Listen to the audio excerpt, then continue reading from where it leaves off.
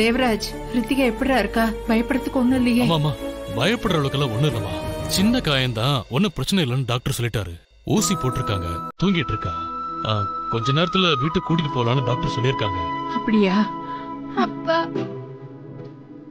ரித்திகாக்கு ரொம்ப வலிச்சிருக்கோம்ல, எல்லாம் என்னாலதான். ஏய் செல்லோ, என்னடா உளர்ற? உன்னாலலாம் எதுவும் ஆகல. நீ எதுக்கு இப்ப கண் கலங்குற?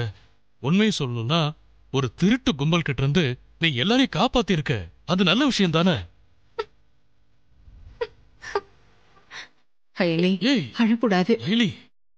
என்னடா ஏன் அழற? அதான் அப்பா சொல்றேன்ல, ரித்திகாக்கு ஒண்ணும் இல்ல, குணமாயிட்டான்னு. டாக்டர் தான் வீட்டுக்கு கூட்டிட்டு போலான்னு சொல்லிட்டாங்கல்ல. நீ வேணா பாரு, நாளையில இருந்து ரித்திகா வழக்கம் போல நம்ம வீட்டுல இருப்பா. சரியா? எங்கடி வந்த? மீதி இருக்கிற உயிரையும் எடுத்துட்டு போலான்னு வந்தியா? ஹே ஜமுனா, என்ன பேசுற நீ? ஒரு குழந்தைகிட்ட என்ன பேசணும்னு உனக்கு தெரியாதா?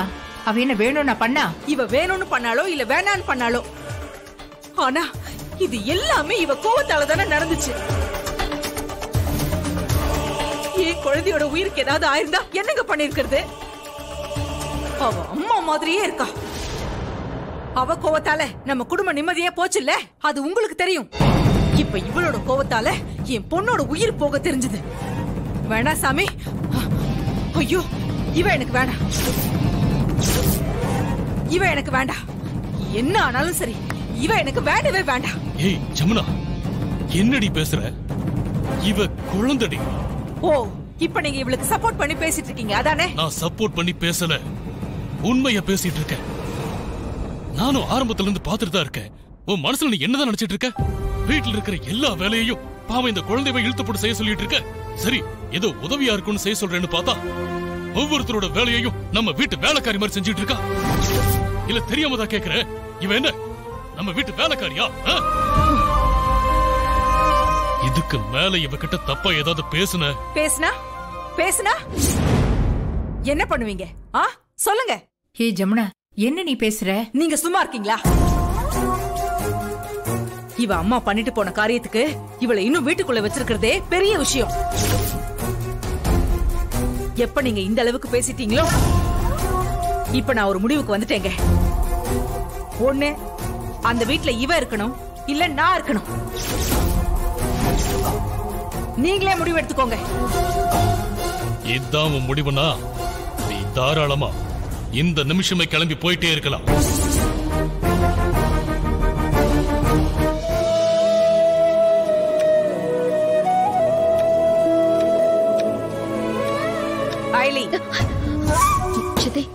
ஒரு தடவை ஒரு வேலையை சொன்னா அதை செய்யணும். அதை திரும்ப திரும்ப என்ன சொல்ல வைக்க கூடாது. காலையில இருந்து நீங்க சொன்ன வேலையெல்லாம் நான் செஞ்சுட்டு தான் சித்தி இருக்கேன். என்னென்ன செஞ்ச? காலையில காஃபி போடுறதுல ஆரம்பிச்சு சமையல் வேலை எல்லாமே செஞ்சுட்டேன். அப்ப துணி துவைக்கிறதெல்லாம் உன் வேலை இல்லையா? காலையில துவைச்சிட்டேன் சித்தி.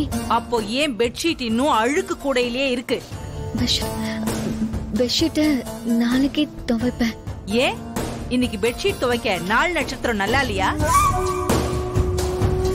பெட்ஷீட் எடுத்துட்டு போய் துவைச்சு போடு. சரிங்க சித்தி.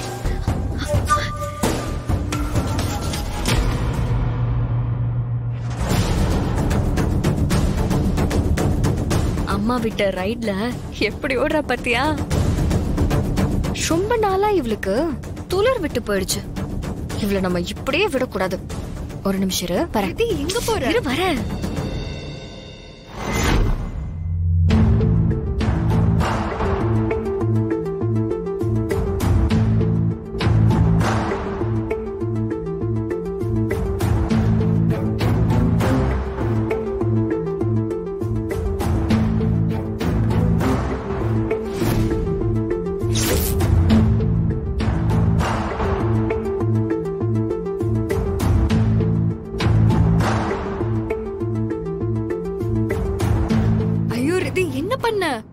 இப்ப நடக்கிறத வேடிக்கை மட்டும் பாரு.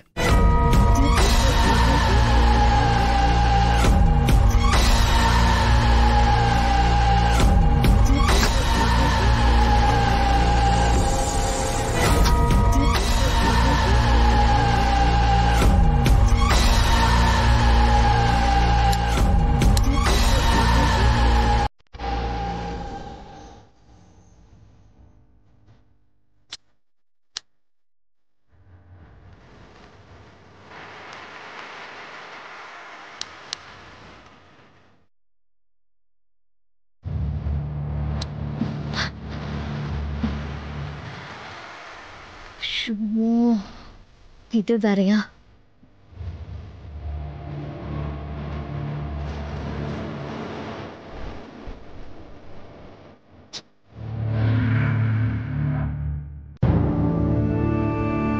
இப்படி சரியான ஆள் தான் நீ.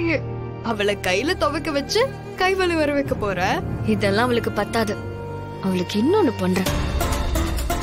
அத்தை, ஏய், எதுக்கு எங்க அம்மாவை கூப்பிடுற? அத்தை,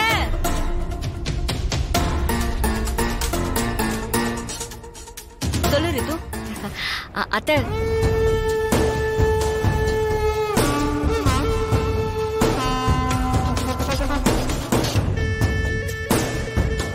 ஓகே, அவ்வளவுதானே. ரிதி, இப்ப நம்ம என்ன பண்றது? சரி வா போலாம். ஓகே வா.